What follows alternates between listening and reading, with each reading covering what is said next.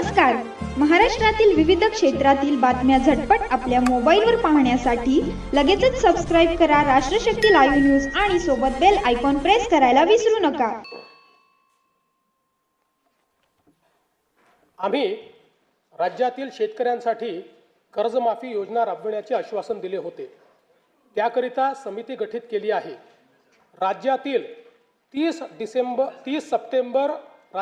30 September 2025 रोजी पीक कर्ज थकीत असणाऱ्या पात्र शेतकऱ्यांना 2 लाख रुपयापर्यंत कर्जमाफी देणारी पुण्यश्लोक अहिल्यादेवी होळकर शेतकरी कर्जमाफी योजना मी आज जाहीर करीत आहे. नानाभाऊ, राज्यातील नानाभाऊंना ऐकायचं एक मिनिट.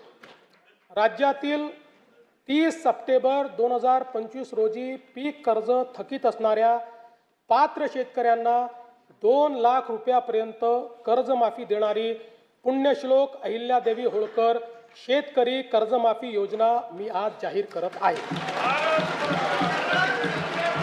जे शेतकरी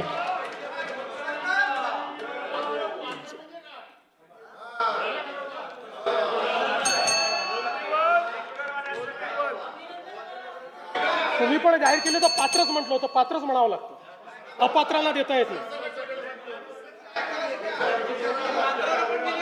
ऐका पुढे, अजून संपलं नाही आहे. अरे अजून संपलं नाही, थांबा रे बाबा, शांत बसा, शांत बसा.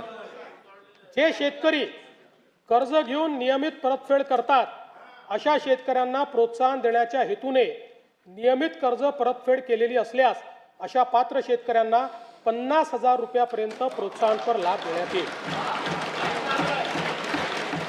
कर्जमाफी तसेच प्रोत्साहनपर लाभ देण्याबरोबर कोकणाला हे जास्त महत्त्वाचं आहे, कारण कोकणातले लोक सगळे कर्ज परत करतात.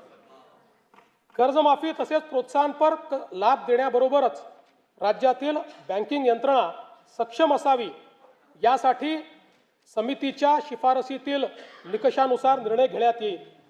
शेतकरी वारंवार कर्जबाजारी न होता त्याला कायमस्वरूपी कर्जमुक्त करण्याचा शासनाचा संकल्प असून याबाबत समितीच्या शिफारसी अनुसार दीर्घकालीन उपाययोजना करण्यात येत आहेत.